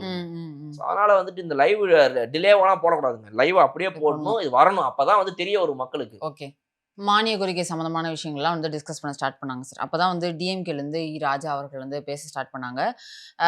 வன்னியரசு அவர்கள் வந்து வெளியில ஒரு விவாத நிகழ்ச்சியில வந்து இதுக்கு முன்னாடி பேசும்போது திமுக என்ன பண்ணிருக்கு, பிற்படுத்த சமூகத்துல இருக்கவங்களுக்கும் சரி தலித் மக்களுக்கும் சரி என்ன பண்ணிருக்கு அப்படிங்கிற மாதிரி ஒரு விஷயத்த வந்து கேட்டிருந்தாரு. நாங்களாம் இதை பண்ணியிருக்கோன்ட்டு அவர் வரிசைப்படுத்தினார். இதுக்கு முன்னாடி இந்த ஆட்சியில கலைஞர் என்ன பண்ணாரு, ஸ்டாலின் அவர்கள் என்ன பண்ணாங்க அப்படிங்கிறதெல்லாம் சொல்லி சொன்னாரு. டேட்டாலாம் சொல்லி சொன்னாரு. உடனே வந்து முன்னாடி இருக்க எம்ஆர்கே பன்னீர்செல்வம் அவர்கள் இங்க பாருங்க அவர் சமூக நீதித்துறை பத்தி பேசிட்டு இருக்காரு, அமைச்சரே அங்க காணும் அப்படின்ற மாதிரி சொன்னார். அது என்னன்னா முன்னாடியே வந்து சட்டப்பேரவைத் தலைவர்கிட்ட பெர்மிஷன் கேட்டு விஜய் அவர்களை சந்திக்கிறதுக்காக அவருக்கு துறை ரீதியான டிஸ்கஷனுக்காக போயிருக்காரு அப்படின்னு சொல்லி அதெல்லாம் கேட்டுதான் போனார். என்கிட்ட அவர் காணவே காணும் பாருங்கன்ட்டு எங்க எடுத்து சொல்லிட்டு இருக்காங்க. அவர்கிட்ட கேட்டுதான் போனாரு. உட்காருங்க நீங்க பேசுங்க, அவர் வந்த உடனே அவர் பதில் சொல்லுவாரு அப்படின்னு சொல்லி சொன்னாங்க. அவர் வந்துட்டாரு. இவர் வந்து அடுக்கடுக்கான குற்றச்சாட்டுகள் வைக்க ஆரம்பிச்சிட்டாரு. அடுத்து அந்த திமுக ஆட்சியில் என்னென்ன பண்ணாங்க அப்படின்னு சொல்லிட்டு இந்த வன்னியரசு அவர்கள் இது தெரியாம பேசிட்டு இருக்காங்க. குடியுரிமை போராட்டம்லாம் பண்ணும்போது என்னென்ன நடந்துச்சு அப்படிங்கிற விஷயத்தெல்லாம் பேசுறாரு. முஸ்லீம் ஏன்னா முந்தா நேற்று முஸ்தபா அவர்கள் பேசும்போது முஸ்லீம் அவர்கள் என்ன சொன்னாங்கன்னு இந்த அவை குரூப்ல 5 தடவை சொன்னாங்கன்றதெல்லாம் மென்ஷன் பண்ணி சொன்னார் இல்லையா? அதை வேண்டாம், அதை பேசாதீங்க, அதை ஆல்ரெடி பேசி முடிச்சாச்சுன்னு சட்டப்பேரவைத் தலைவர் திருப்பி சொல்றாரு. ஆனா அதை வந்து அவங்க கண்டுக்கிறதா தெரியல. அப்படி சொன்ன உடனே ஆதவர்ஜுனா அவர்கள் எழுந்துட்டு இதுக்கு முன்னாடி 1999 2004 வரையுமே வந்து கலைஞர் வந்து RSS வந்து சமூக இயக்கம்னு இந்த சட்டப்பேரவையில் சொல்லியிருக்காரு அப்படிங்கிறத பதிவு பண்ணிட்டு நீங்க வந்து முஸ்லீம் எல்லாம் வந்து ரொம்ப அவங்களுக்காக இன்னும் அப்படின்லாம் சொல்றீங்க இல்லையா? அந்த 99 வந்து கோத்ரா கலவரம் நடந்துச்சு. அப்போ வந்து நீங்க ரிசைன் பண்ணிட்டு போக வேண்டியதானே? அப்போ அமைச்சர்கள் திமுக தானே இருந்துச்சு, அவங்களுக்காக நிக்கிறோன்ட்டு ரிசைன் பண்ணிட்டு போக வேண்டியதானே? அப்போ பாஜக ஆட்சி அமையறதுக்கு காரணமே திமுக தான் அப்படிங்கிற விஷயத்தெல்லாம் வந்து சொன்னாரு. அதே மாதிரி கடந்த திமுக அரசு ஆட்சியில் தான் வந்து கிரைம்ஸ் அகெயின்ஸ்ட் தலித் வந்து ரொம்ப அதிகமா இருக்குன்றத ரிப்போர்ட்டா சொல்லியிருக்காங்க. அதே மாதிரி சிஏஜி ரிப்போர்ட் ஒன்று இருந்திருக்கு. அதுல வந்து தலித் சமூகத்தில் சேர்ந்த பெண்களாக இருக்கட்டும் இல்லை ஆதி திராவிடர் சம்பந்தமான எல்லா திட்டங்களுக்குமான ஃபண்டு முழுமையா அவங்களுக்கு போய் சேரலன்றது சிஏஜி ரிப்போர்ட் சொல்லுது. அரசு சம்பந்த ரிப்போர்ட்லாம் இல்லை, சிஏஜி ரிப்போர்ட் சொல்லுது. ஸோ இதுதான் வந்து திமுக இருந்த லட்சணம் அப்படிங்கிற மாதிரி ஒரு விஷயத்த வந்து அவர் சொன்னாரு. அதுக்கப்புறம் முக்கியமா வந்து காலனி அப்படிங்கிற வார்த்தை நீங்க அழிச்சிட்டீங்க அப்படின்னு சொல்லி மார்த்தட்டி சொல்லிக்கிறீங்க. ஆனா இன்னுமே வந்து கள்ளக்குறிச்சி, நாமக்கல் போன்ற மாவட்டங்கள்ல இன்னுமே அவங்களுக்கான தனி இடம் ஒதுக்கப்பட்டிருக்கு. அங்கதான் வந்து இன்னும் குடிசையிலே தான் இருக்காங்க அந்த மக்கள். அவங்களுக்கு குடிநீர், சாலை, கரண்ட் இந்த மாதிரி எந்த வசதியுமே இல்லாம அப்படி இருக்காங்க. முக்கியமா பெண்களுக்கு நாங்க அது பண்ணோம் இது பண்ணணும்னு சொல்றீங்க. பெண்களுக்காக தமிழ்நாடு கான்சன்ட்ரேட் பண்ணிருக்கு, நான் இல்லைன்னு சொல்ல. ஆனா அந்த சமூகத்துல இருக்க பெண்களுக்கு எத்தனை பேருக்கு ஹையர் எஜுகேஷன் கிடைச்சிருக்குன்னு போய் எடுத்து பாருங்க. இப்போ என்னால வந்து ரிப்போர்ட் சப்மிட் பண்ண முடியும் அப்படின்ற மாதிரி விஷயத்த சொல்லி வச்சார். இதெல்லாம் பார்த்துட்டு என்ன டேட்டாவை அடிக்கிறாங்க. நம்ம கிட்ட சும்மா கேட்டா நம்ம டேட்டாவில் அடிக்கலாம், நம்மளையே டேட்டாவில் அடிச்சா நம்ம என்ன பண்றது அப்படின்னு சொல்லிட்டு. இல்ல சார், அதான் டேட்டாஸா சொல்றாரு, கரெக்டா வேற இருக்கா? அவங்களால பதில் பேச முடியல. அவர் பேச விடாம பண்றாங்க, கத்துறாங்க, பண்ணவே இல்ல என்ன இப்படி சொல்றீங்க அப்படி சொல்றீங்க இப்படி சொல்றீங்க, கடைசி வரையும் பேசவே இல்லை. அவங்க யாராவது ஒருத்தங்க மைக் எடுத்து வாங்கி பேசுங்க அப்படின்னு சொன்னா பேச மாட்டாங்க. இப்ப அது வேற நேரத்துல பேசுவாங்க. மைக் கொடுங்கன்னு ஆதரவாங்க. இப்ப இந்த இடத்துல மைக் கொடுங்கன்னு சண்டை போட மாட்டாங்க. இப்ப வந்து என்ன பேசுங்க, கலைஞர் கொண்டு வராததா, கலைஞர் செய்யாததா, என்ன பேசிருக்காரு இவரு, என்ன இந்த மாதிரி இந்த ரோட்ல எல்லாம் அடிச்சுப்பாங்கல்ல சண்டை போடுறவங்க, அந்த மாதிரி ஏதாவது கத்திக்கிட்டு இருக்கிறது. எதுக்கும் பதில் பேச தெரியாம மாட்டிக்குவாங்க. மக்களுக்கு தெரியும். அதாவது இந்த ஒரு சிறுபான்மையினரையும் அப்புறம் அது வந்து மத ரீதியாக இருக்கட்டும், இல்லை வந்து பிற்படுத்தப்பட்டவராக இருக்கட்டும், நீங்கள் சாதி ரீதியாக மத ரீதியாக ரொம்ப ஒடுக்கப்பட்ட சமுதாயத்தில் இருக்கக்கூடியவங்களையும் ஹிந்துஸை தாண்டி இருக்கக்கூடிய அடுத்தவங்களையும் என்னென்ன மாதிரி விஷயங்கள்லாம் ஓட் பேங்கா மட்டும் திமுக யூஸ் பண்ணிக்கிச்சுங்கிறது எல்லாருக்கும் தெரியும். ரொம்ப ஓப்பன் சீக்ரெட் அது. அதுல எதுவும் மறைக்கிறதுக்கான வேலையே கிடையாது அதுல. ஸோ அதை வந்து திமுக இன்னைக்கு வாயை தொடர்ந்து ஒத்துக்கணும்னு அவசியம் கிடையாது. கடைசி வரைக்கும் ஒத்துக்க போறதும் கிடையாது. அவங்களுடைய ஓட் பேங்க் பாலிடிக்ஸ்க்காக பல வருஷங்களாக நீங்க பாத்தீங்க அப்படின்னா வந்துட்டு இந்த சர்ச்ல இருந்து இருக்கக்கூடிய நிறைய ஃபாதர்ஸ் எல்லாம் பாத்தீங்க அப்படின்னா வந்துட்டு இன்னைக்குமே திமுகவை ஹார்ட் கோரா நம்புவாங்க. அவங்களுக்காக இப்போ வரைக்கும் நீங்க பாத்தீங்க அப்படின்னா வந்து டக்குனு ஒரு மீட்டிங் கொடுங்கன்னு சொன்னீங்கன்னா ஒரு 2 சர்ச்சுக்கு ஃபாதர் வந்து அழகா உட்காந்து ஒரு மீட்டிங்கை கொடுத்துட்டு போயிட்டு இருப்பாங்க. திமுக காலத்தில் தான் இப்படி இருந்தது அப்படி இருந்தது, அதெல்லாம் வந்து அவர்கள் தான். ஏன்னா அவங்களுக்குலாம் என்ன அப்படின்னா அவங்க நம்புறாங்க, நிஜமாவே திமுகவை நம்புவர்கள் இன்னும் இருக்கிறாங்க. ரைட்டுங்களா? அந்த அளவுக்கு இவங்க அவங்களுடைய மைண்டுக்குள்ள போய் புகுத்தி வச்சிருக்காங்க. அண்ட் இதுல வந்து சொல்ல முடிஞ்ச சொல்ல முடியாத நிறைய விஷயங்கள் இருக்கு. சொல்ல முடிஞ்சது இவ்வளவுதான்.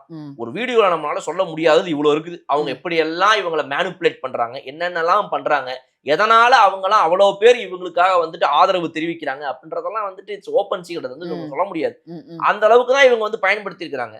பட் ஆனா இவங்க எப்படி இவங்களை காட்டிப்பாங்க வெளியே அப்படின்னா வந்து சிறுபான்மையினர்களுடைய மிகப்பெரிய காவலர்களே இந்த திமுக தான் அப்படிங்கிற மாதிரி இவங்க வந்து ஒரு பின்பத்தை கட்டமைப்பாங்க. அந்த பின்பத்துக்கு பேக் டிராப்ல என்ன இருக்கும் அப்படின்னா டேட்டா, இத்தனை பர்சன்டேஜ் இது பண்ணோம், அது பண்ணோம், இவங்களுக்கு இந்த திட்டத்தை கொண்டு வந்தோம், இதை பண்ணோம், பேரு வச்சோம், சோறு மட்டும் வைக்க மறந்துட்டோம், இதை வந்து எதனா ஒரு காலத்துல கட்ட வரைக்கும் கடைசிக்கு சொல்லிக்கிட்டே இருப்பாங்க. பட் இது மாதிரி நீங்க ஒரு ரெப்ரசன்டேட்டிவ் பாலிடிக்ஸை பண்ணி எத்தனை நாள் இவங்க சொல்றாங்க பாஜக ரெப்ரசன்டேட்டிவ் பாலிடிக்ஸ் பண்ணுது, அதாவது வந்து முர்மு அவர்களை வந்துட்டு ஒரு பொசிஷன்ல உட்கார வச்சுட்டு அதையே இவங்க காட்டுவாங்க பாஜக. நீங்க அதை தானே பண்ணிட்டு இருக்கீங்க, இத்தனை வருஷமா நீங்க அதானே பண்றீங்க. இப்ப வரைக்கும் யாராவது சொன்னா தாவேக்கால இருந்து வந்து ஒரு பெண் ஒருத்தங்க வந்துட்டு நான் இந்த தொகுதியில வந்து இருக்கிறேன், நான் என்ன வந்து என் தொகுதியில முதல் முறையா பாத்தீங்க அப்படின்னா வந்து ஒரு பெண் ரசிகையாக நான் வந்து 1998 காலத்துல இருந்து இருந்தேன், அதுக்கப்புறம் என்ன வந்து கண்டி இவங்க இந்த ஆட்சிக்குள்ள கொண்டு வந்திருக்காங்க அப்படின்றத சொல்றதை ஏத்துக்க முடியாம, உங்களுக்கு தெரியாதா திமுக தான் முதல் முறையாக வந்து ஒரு பெண்ணை வந்துட்டு எம்பியாக வந்து டெல்லிக்கு அனுப்பிச்சு எம்எல்ஏவாக இங்க கொண்டு வந்தது நாங்க தான். உங்களை அவங்க எதுவுமே சொல்லலைங்க. அவங்க கட்சியில அவங்க ரெப்ரசன்ட் சொன்னா இல்ல அவங்க வந்து நாங்க தான், எங்க தளபதி தான் முதல் முறை. அந்த அளவுக்கு நம்ம முட்டாளா இவங்க? யாராவது ஒருத்தவங்க பெண்களை வந்துட்டு நீங்க கொண்டே வரணும் யாரும் சொல்ற அளவுக்கு முட்டாளா கிடையாது. ஆனா அந்த ரெப்ரசன்டேஷனையே நீங்க கான்செப்டா வச்சுக்கிட்டு இன்னைக்கு வரைக்கும் வண்டி ஓட்டிட்டீங்களே தவிர முக்கியமான இடங்களை யாரையா வைக்கிறீங்களா நீங்க?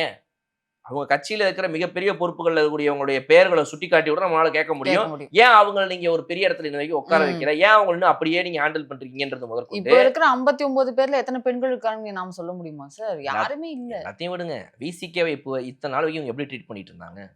இன்னைக்கு அமைச்சர் அதை பத்தி பேசியிருக்காரு. விசிகேவை எப்படி ஹேண்டில் பண்ணாங்க, எப்படி ட்ரீட் பண்ணாங்க, அவங்களுக்கு என்ன மாதிரி ஒரு இடம் கொடுத்தாங்க, இது போதும் இந்த கட்சி என்ன மாதிரி ஒரு கட்சி அப்படிங்கிறது. ஏன்னா நீங்க என்ன ஆனாலும் திமுகவுக்கு உள்ள இருக்கிற அந்த ஒரு 59 எம்எல்ஏக்களாக இருக்கட்டும், இதுக்கு முன்னாடி இந்த 150 எம்எல்ஏக்களாக இருக்கட்டும், எப்பவுமே நீங்க பாத்தீங்க அப்படின்னா அவங்க எந்தெந்த ஊர்கள்ல இருந்து எந்த சமுதாயத்தை சேர்ந்தவங்க வருவாங்கன்றது முதற்கொண்டு ரொம்ப கரெக்டா பார்த்துதான் அவங்க இது வரைக்கும் வச்சிருக்காங்க. அவங்கள பல பேருக்கு இந்த விசிகாவோட இருக்கிறதுல விருப்பம் கிடையாது.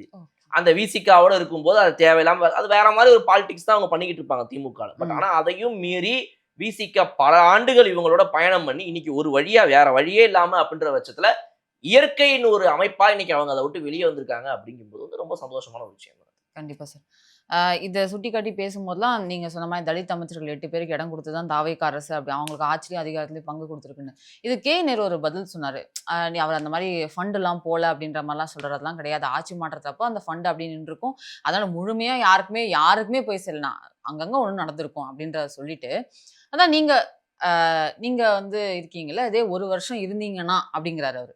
நீங்க அவர் சொல்ற கான்டெக்ட் என்னன்னா, ஏதோ 1 வருஷத்துக்கு அப்புறம் நாங்க கேட்கும்போது நீங்க இந்த மாதிரி என்ன மாதிரி பதில் சொல்றீங்கன்னு பார்க்கலான்றதுக்காக தான் சொல்றாரு. அது 1 வருஷம் இருந்தீங்கன்னா அப்படின்ற ஒரு இதை சொல்றாரு அந்த இடத்துல. அது நான் இன்னைக்கு நோட் பண்ணோம் சார். அதுக்கப்புறம் ஆதவ அர்ஜுனா அவர்கள் வந்து இந்த விஷயத்த பேச வரும்போது அனைத்து சாதியினருக்கும் அர்ச்சகர் ஆகலாம்ன்ற ஒரு திட்டத்தை கொண்டு வந்தீங்க. ரொம்ப ரொம்ப வரவேற்கத்தக்க விஷயம் இல்ல அப்படின்லாம் சொல்லல. ஆனா அது எப்படி நடந்தது அப்படிங்கறத சொல்லணும். எந்த அளவுக்கு அது வந்து செய்யப்பட்டது அப்படிங்கறத வந்து டேட்டாவோட சொல்லுங்க, கேட்டுக்கிறோம் நாங்க. எத்தனை பேர் வந்துட்டு அந்த மாதிரி அர்ச்சகர் ஆனாங்க அந்த திட்டம் மூலமா, அந்த இதுல எத்தனை தலித்துங்க வந்துட்டு இது ஆனாங்க, அதுல வந்து அர்ச்சகர்களாக மாறினாங்க அப்படின்ட்டு டேட்டாவை சொல்லுங்க அப்படின்னு கேட்டதுக்கு தான் சேகர்பாபு. ஆமா, சேகர்பாபு அதுல இருந்து வந்து 32 பேர் வந்து அதுல இருந்து 32 பேர் அவர் முக்கியமா அவர் கேட்டது வந்து தலித்ல இருந்து எத்தனை பேர் அர்ச்சகர்கள் ஆனாங்க, ஒரு சமூகத்துல இருந்து சொல்லுங்க அந்த கவுண்ட் சொல்லல. ஆமா, அந்த கவுண்ட். அதாவது பிராமணர்கள் இல்லாம வேற பிற சாதியினரும் வந்து அர்ச்சகர்கள் ஆகலாம் அப்படிங்கிற ஒரு விஷயத்த திமுக கொண்டு வந்தப்ப வேற லெவல். அந்த திமுக சும்மா கிடையாதுல.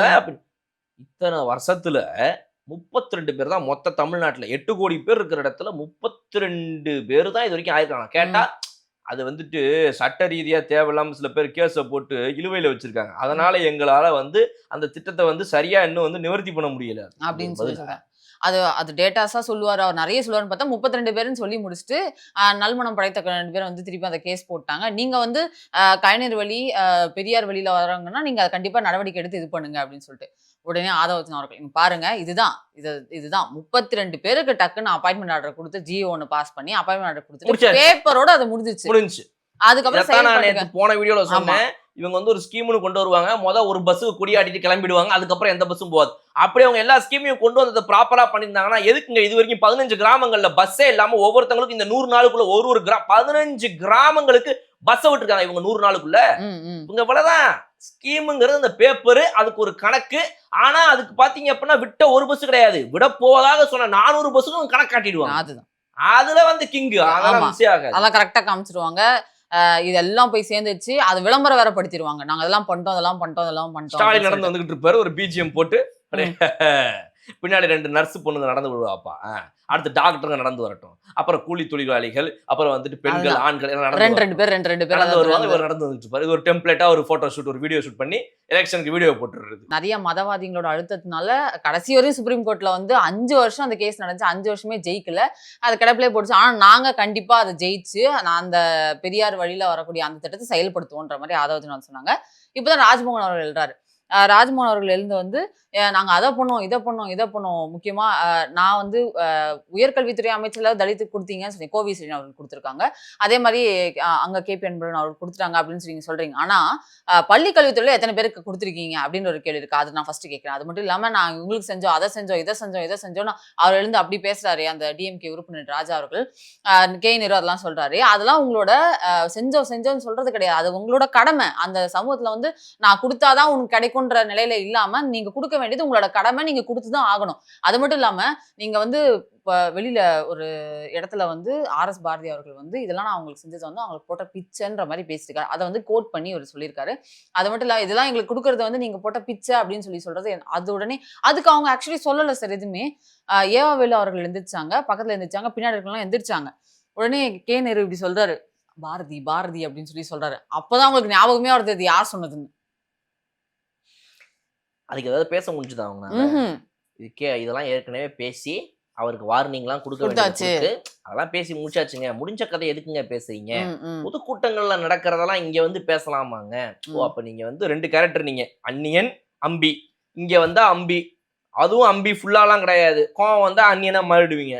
அங்க போனீங்கன்னா ஃபுல் அந்நியன் மோடு, 100% அந்நியன் மோடுல நீங்க எல்லா மேடைகள்ல ஏறி என்ன வேணா வாய்க்கு வந்து பேசுவீங்க. அதை பத்தி இங்க வந்து பேசக்கூடாது. நல்லா இருக்குங்க, இது எனக்கு புதுசா இருக்கு, நல்லா இருக்குங்க, நல்லா இருக்கு. இதுக்கு இப்பதான் சார் மணியரசு அவர்கள் வந்து பேசினாங்க. இப்ப நான் என்ன சொல்றேன், இந்த சட்டசபைக்குள்ள இங்கேயே வந்து எதனா என்ன நடக்குதோ, இங்க இப்ப வேற ஒருத்தர் உட்காந்துட்டு இருக்காரு, அவருக்கு சாப்பாடு வரல, டீ காஃபி தண்ணி வரல அப்படின்னா அதை பத்தி மட்டும் சட்டசபையில உட்காந்து பேசுங்க. சட்டசபைக்கு வெளியே நடக்கிறத பத்தி பேசாதீங்க.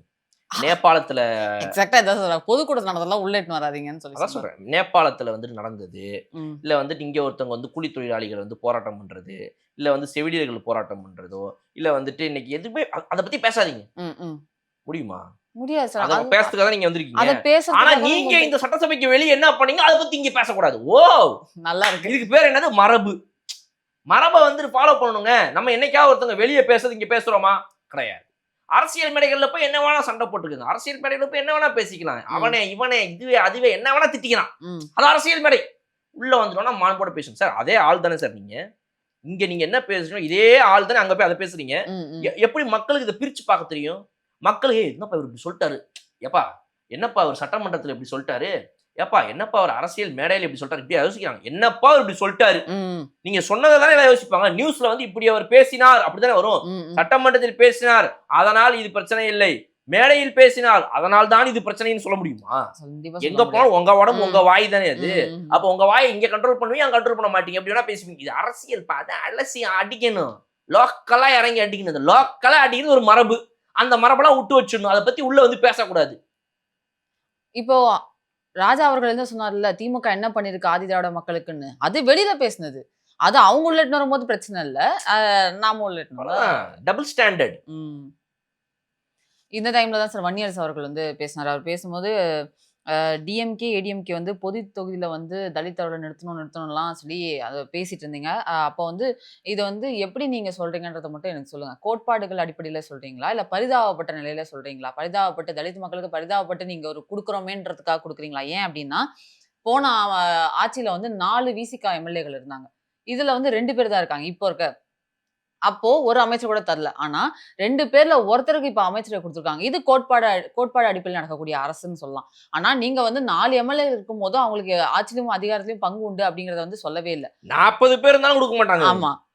அப்படின்றத பத்தி சொன்னாரு. இது வந்து எப்படி பார்க்கப்படும்னா, பரிதாப அடிப்படையில் நீங்க குடுக்குறீங்க அப்படின்றது தான் சொல்ல முடியும். அவர வந்து பேசவே விடல சார். ஏன் பதட்டப்படுறீங்க? அவர் கேட்கிறாரு, "ஏன் பதட்டப்படுறீங்க? அமைதியா இருங்க. நான் பேசி முடிச்சுறேன்னு." இந்த மாரி அவர் பேசிட்டு இருக்கும்போது, வன்னியரசு அவர்கள் பேசும்போது, துரை சந்திரசேகரன் அவர பார்க்கணும். அந்த பக்கம் வசந்தம் கார்த்திகேயன் அவர பார்க்கணும். டாக்டர் லட்சுமணன் அவர்கள நான் பார்க்கணும். இந்த போர்ஷன்லாம் நான் பார்க்கல. நீங்க ஓகே. சொல்றத வச்சு என்னால அவங்க எப்படி பார்த்திருப்பாங்கன்னு என்ன பேசுனாங்கன்னு ஒரு உட்காரு. மாதிரி எகத்தாளமா. ஆமா. உட்காரு. ம். பேசாத உட்காரு. சில வார்த்தைகள்லாம் வந்து நம்ம டீகோட் பண்ணோம். ஆனாலும் நம்ம சொல்ல முடியாது. கெட்ட வார்த்தைகளா இருந்துச்சு ஒரு சிலது. ஒருவேள அது நான் கூட தனியா தப்பா புரிஞ்சுக்கலாம். ஆனா அது அப்படிதான் இருந்துச்சு. பார்க்கும்போது கேட்ட நாங்கலாம் ஒண்ணா பழகுனவங்க. எங்களுக்குள்ள உரிமையோட நாங்க திட்டிக்கிறோம். அப்படின்னு சொல்லி சட்டசபைக்குள்ள. சட்டசபைக்குள்ள திடீர்னு மாமான்னு கூட என் மாமா சொன்னாரும்பீங்க.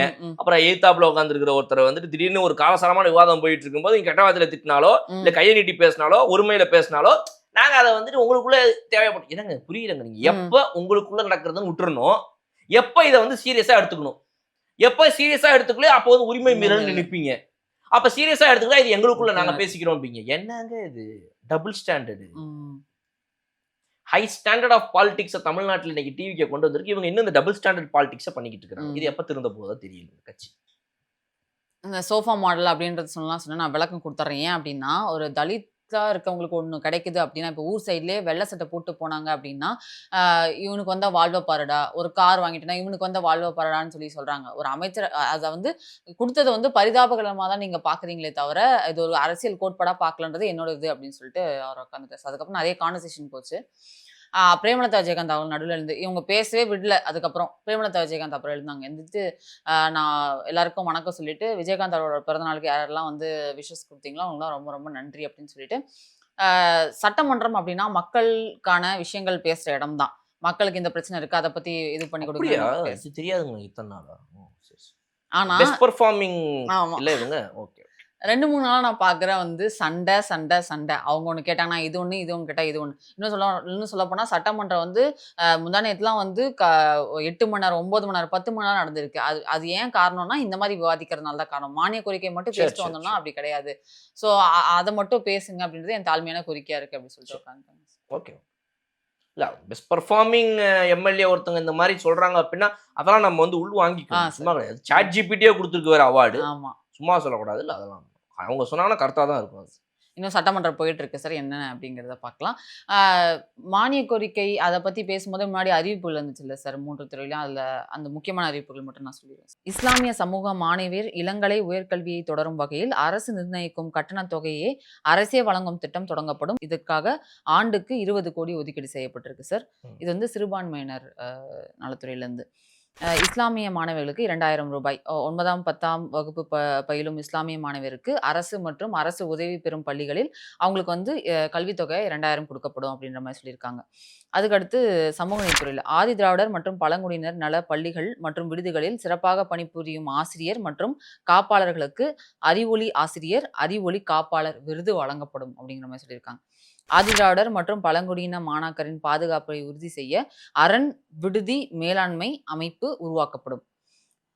தரமான சத்தான உணவு வழங்கும் பொருட்டு விடுதி மாணவர்களுக்கு வழங்கப்பட்டு வரும் மாதாந்திர உணவு கட்டணம் உயர்த்தப்படும்.